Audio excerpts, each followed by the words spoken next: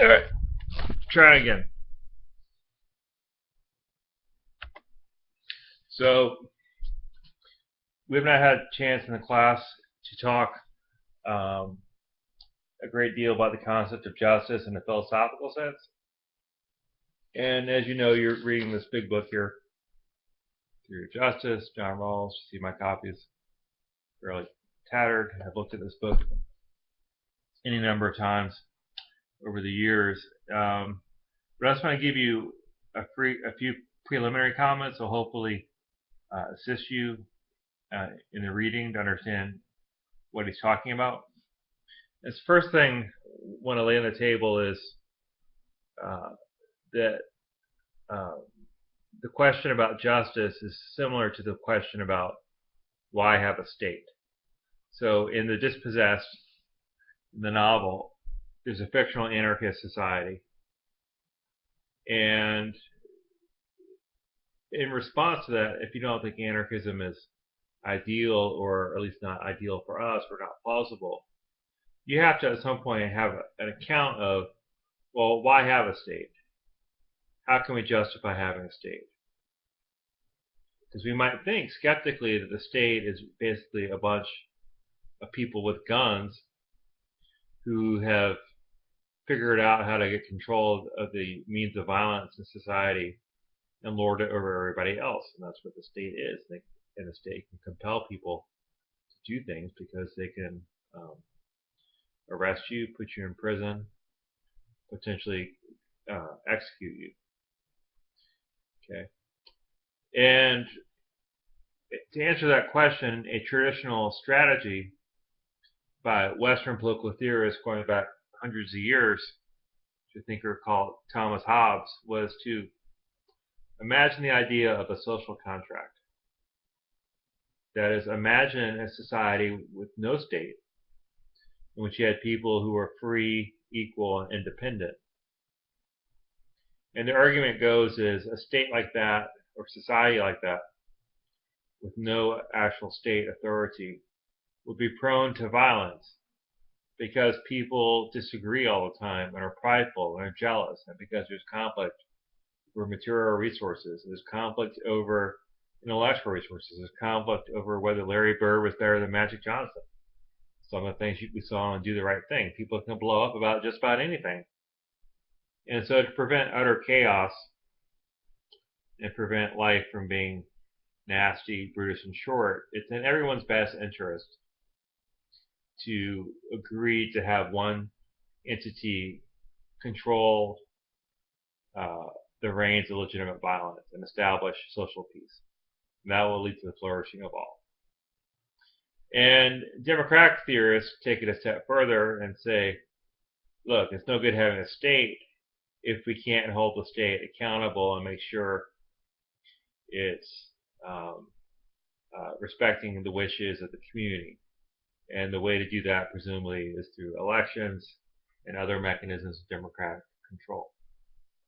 Okay, so John Rawls coming along, and he's going to build his theory of justice as a continuation and extension of social contract theory. He's going to ask the question, look, if we start from the assumption that we regard ourselves as free and equal, and we were coming together to decide the rules by which ourselves and our descendants would govern themselves,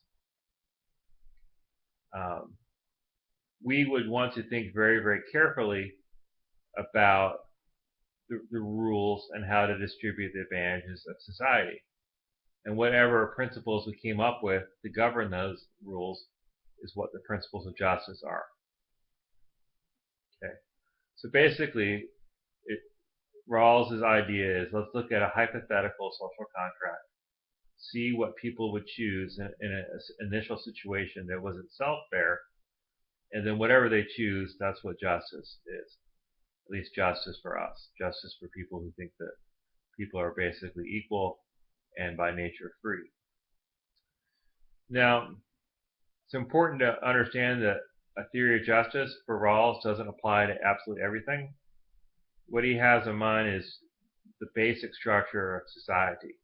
That is the basic rules about government, about property, about the basic organization of the economy, about education, um, you know, the fundamentals of society, which determine or play the largest role in determining the distribution of society's advantages. And by advantages and resources, we mean money, but we also mean opportunities and access to cultural capital and human development resources and so forth.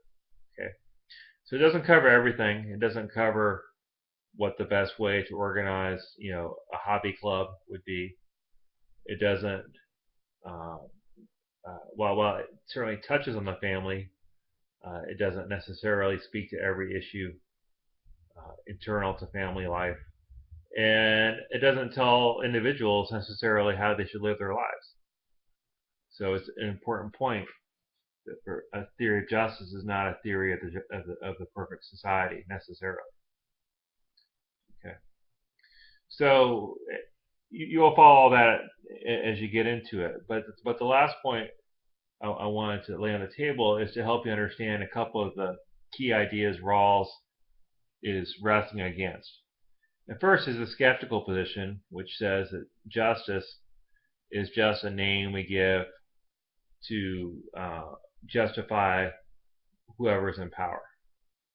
So, you can justify almost any arrangement. You can make up a story about the way things are fair. People justified slavery, they justified tyrannies of all kinds, they justified domination of men over women, etc., etc. You can make up a story which explains why arrangements like that are patently wrong or unfair from our point of view probably fit justice. And usually it appeals to an account in which says that, look, people are by nature different, and some people are more fit to rule than others, and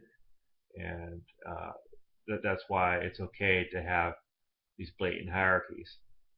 And actually, one of the most famous theorists of justice, Plato, is very interesting, and he was trying to defend the idea of justice against the skeptical position that justice is just a hoax. But he himself was an aristocrat. He himself was an inegalitarian.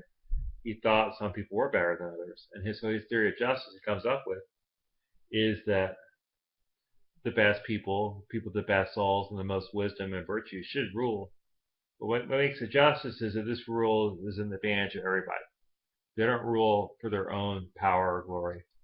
In fact, it's because they realize that power and glory are not very important things, that they are capable of making wise decisions on behalf of everybody. So that's a very, very quick gloss on Plato's theory. Now, Rawls agrees with Plato that justice is a real thing, or can be a real thing, and it's not just a name we give to whoever's in power. But his main opponent is not Plato, because he assumes that we don't believe in Plato's theory, pretty much. Rather, his opponent are the utilitarians, who believe that to understand what justice is, we just simply add up the sums and minuses of all social benefits, and whatever turns out to be the thing that produces the most benefit to most people, that's what justice is. And that's the main philosophical position that Rawls was trying to argue against. And you'll see repeated references to thinkers like Bentham and John Stuart Mill, who he took as his most intellectually formidable opponents. So if you don't like that theory of justice, you think that justice is more than just adding up costs and benefits, what is the alternative? And that's the question Rawls' book is trying to answer. So good luck, and I hope that helps just a little bit.